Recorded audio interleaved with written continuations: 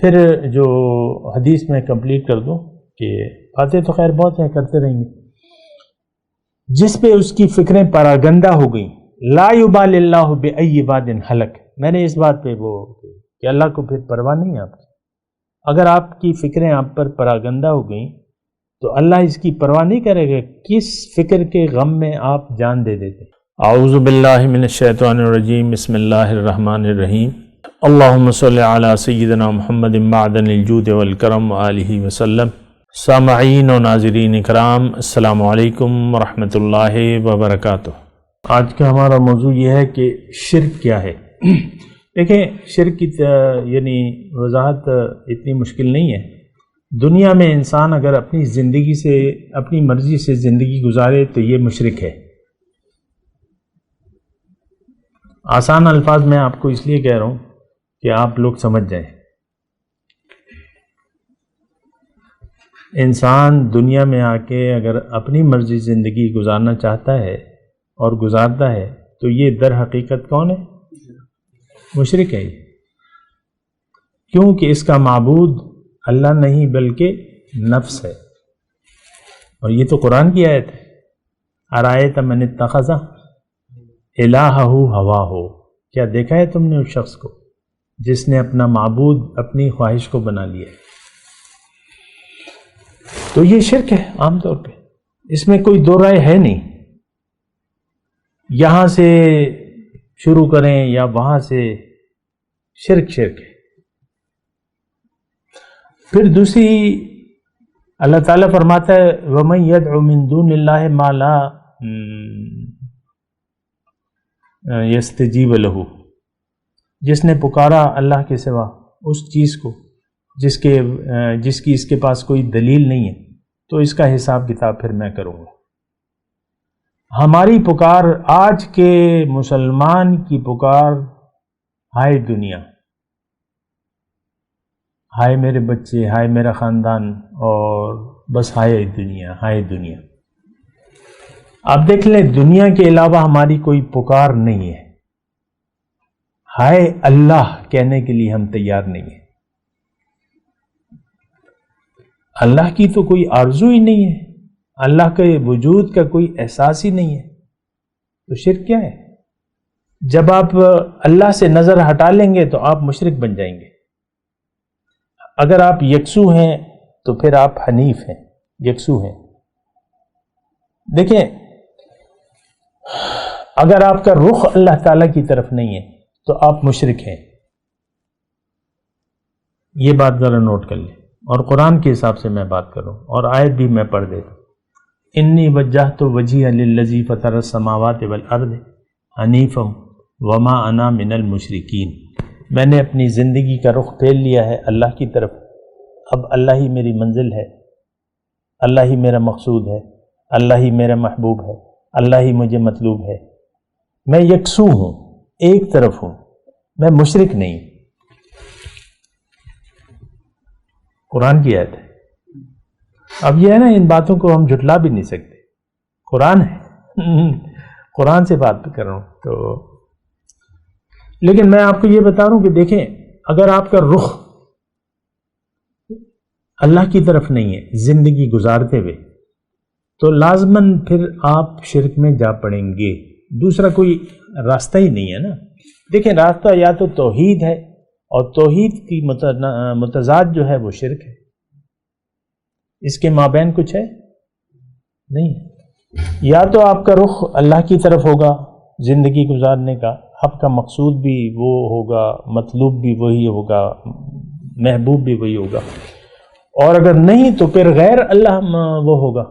کہ شرک جو ہے، اگر آپ نے اللہ سے رخ پھیر لیا، مختصر بات، تو آپ شرک میں جا پڑیں گے. پھر آپ کی نظر غیر پہ ہوگی. آج ہماری نظر اللہ پہ نہیں ہے، ہمارا بھروسہ اللہ پہ نہیں ہے، غیر پہ ہے. نوکری ہوگی، کاروبار ہوگا، پھر نوکری چلی گئی تو پھر غم ہوگا مثال کے طور پہ. یوسن قنوط ہو جائے گا. تو دیکھیں، مسئلہ کچھ اور نہیں ہے. ہم جب دنیا میں آتے ہیں ہمیں دو ہمارے سامنے دو جہتیں ہیں،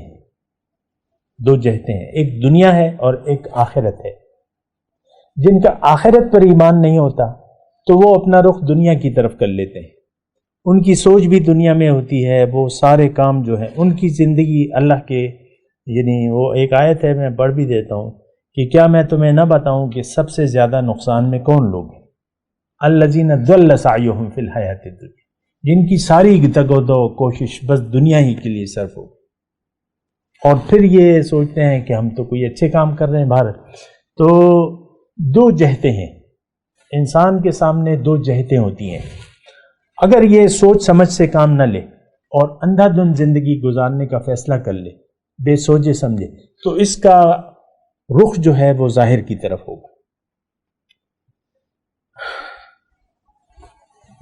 دوبارہ میں یہ جملہ کہہ دیتا ہوں، انسان اگر دنیا میں آ کر سوچ سمجھ سے کام نہ لے، اندھا دھند زندگی گزارے، اندھا دھند جانتے ہیں، بنا سوچے سمجھے زندگی گزارنے کا فیصلہ کر لے، تو اس کا رخ جو ہے وہ اللہ کی طرف ہو نہیں سکتا۔ اللہ تو پھر کا تعلق باطن سے ہے، لیکن دو جہتیں ہیں، میں آپ کو کہہ رہا ہوں، اگر آپ کا رخ ظاہر کی طرف ہے، یعنی آپ کا مقصود محبوب و مطلوب صرف ظاہر ہے، تو پھر اللہ سے آپ کا کوئی تعلق نہیں ہے، اللہ تعالیٰ آپ سے بری الذمہ ہے۔ یہ قرآن کی آیت کا میں ترجمہ کہہ رہا ہوں، اللہ آپ سے بری الذمہ ہے۔ اگر آپ اپنا رخ اللہ سے پھیر کے دنیا کی طرف کر لیتے ہیں، اللہ کا ذمہ آپ سے اٹھا لیا گیا۔ اور میں قرآن و حدیث دونوں ہیں، لیکن حدیث پڑھ لیتے ہیں۔ من جعل الہموم ہما واحدا ہم آخرتہ کفی اللہ لجمیع ہمومہ، جس نے اپنے تمام غموں کو مٹا کر یکجا کر کے ایک غم بنا لیا، آخرت کی فکر، اللہ تعالیٰ اس کے تمام فکروں کے لیے کافی ہو جائے گا۔ یقین تو نہیں آتا ہمیں، کیسے ہو جائے گا؟ غم ایک کر لیں صرف اللہ کا، اللہ کہہ رہے ہیں میں تمام، اللہ کے رسول کہہ رہے ہیں، تو ہماری نظر میں تو دیکھیں معاذ اللہ، ہم اللہ کو بھی، اللہ کے قول کو بھی سچا نہیں سمجھتے۔ جنت دوزخ دیکھیں گے، دیکھا جائے گا، اور رسول کی بھی قول کو ہم سچا نہیں سمجھتے اگر آپ حقیقت میں دیکھیں۔ بہرحال یہ رسول کا قول ہے،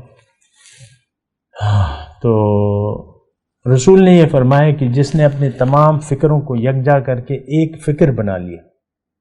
یہاں میں صرف آپ کو یہ کہہ رہا ہوں کہ اسلام میں ترک دنیا نہیں ہے، اسلام میں دنیا کا، جنت آپ دنیا کے استعمال سے کمائیں گے، آپ ڈاکٹر بنے، انجینئر بنے، جو مرضی آئے بن جائے، لیکن آپ صاحب ایمان ہو کے زندگی گزاریں۔ دنیا کو استعمال یہ لازمی ہے، یہ دنیا جو ہے یہ ایک آلات ہیں، ایک طریقہ ہے، آپ کے طریقے زندگی جو آپ کا جو وہ ہے مقصود دنیا میں زندگی، اگر وہ اللہ ہے تو جو مرضی آئے کریں، دنیا کو استعمال کریں۔ تو بہرحال پھر اللہ کے رسول فرماتے ہیں وَمَن تَشَبَّعَ بِالْهُمُومِ، جس پہ اس کے فکریں پراگندہ ہو گئیں، یعنی سوچ، اور اس نے اپنی جہت بہت سے مقاصد کو اپنا لیا کہ میں نے یہ بھی کرنا ہے، یہ بھی کرنا ہے، تو ٹھیک ہے بھیا تم نے کرنا تو ہے، لیکن تم نے جانا کہاں ہے؟ تم تو مکان اگر بنا لو گے اور ایک اسٹیٹ بنا لو گے، بحریہ ٹاؤن کے تم اگر مالک بھی ہو جائے، لیکن تم نے مرنا ہے کہ نہیں؟ بحریہ ٹاؤن کا مالک ہے نا، کیا نام ہے؟ ملک ریاض۔ یہاں بھی بحریہ، وہاں بھی بحریہ، وہاں بھی بحریہ، جانا کہاں ہے؟ اللہ کے پاس۔ کچھ لے جا سکتا ہے تو فائدہ کیا؟ ویسی میں بات کروں، میں ملک صاحب کی بات نہیں کر رہا، میں ویسی ساری دنیا بھی اگر آپ کی ہو گئی تو آخر تو مرنا ہے آپ نے، اور زندگی تو ایسے گزر جاتی چٹکیوں میں۔ اور کسی بوڑھے سے پوچھے نا، بس وہ گزرے ہوئے وقت پہ پھر کہتے یار کل تو میں ایسا تھا ایسا تھا۔ تو میں آپ کو یہ کہہ رہا ہوں کہ پھر جو حدیث میں کمپلیٹ کر دوں کہ باتیں تو خیر بہت ہیں، کرتے رہیں گے. جس پہ اس کی فکریں پراگندہ ہو گئیں، لا یبال اللہ بأی واد ہلک. میں نے اس بات پہ وہ کہ اللہ کو پھر پرواہ نہیں ہے آپ کی. اگر آپ کی فکریں آپ پر پراگندہ ہو گئیں تو اللہ اس کی پرواہ نہیں کرے گا کس فکر کے غم میں آپ جان دے دیتے. تو یہ دیکھیں، یہ ساری باتیں ہیں سوچنے کی. اور اگر ہم دیکھیں، اصل میں تو ہم ظلم کر رہے ہیں اپنے اوپر. اللہ تعالیٰ نے قرآن میں فرمایا کہ اگر تم کوئی اچھا کام کرتے ہو تو وہ تم اپنے لیے کرتے ہو، اور کوئی برائی کرتے ہو تو اس کا اثر بھی تم پر ہی پڑے گا. ہمارے نیک عمل یا بد عمل ہونے کا یعنی نقصان یا فائدہ تو ہمیں ہوگا. اللہ نے قرآن میں فرمایا کہ اپنے آپ کو اور اپنے گھر والوں کو آگ سے بچا لو. قوا انفسکم واہلیکم نارا.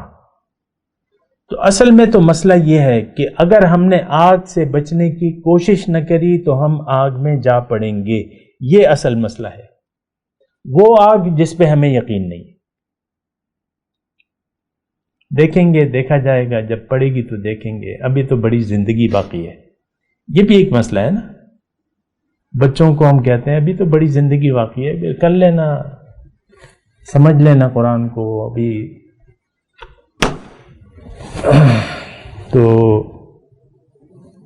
ایسے ہی ہوتا ہے. بہرحال یہ سوچنے کی باتیں ہیں، اس پہ آپ سوچیں. وآخر دعوانا ان الحمدللہ رب العالمین. مولاي صل وسلم دائما ابدا على حبيبك خير الخلق كلهم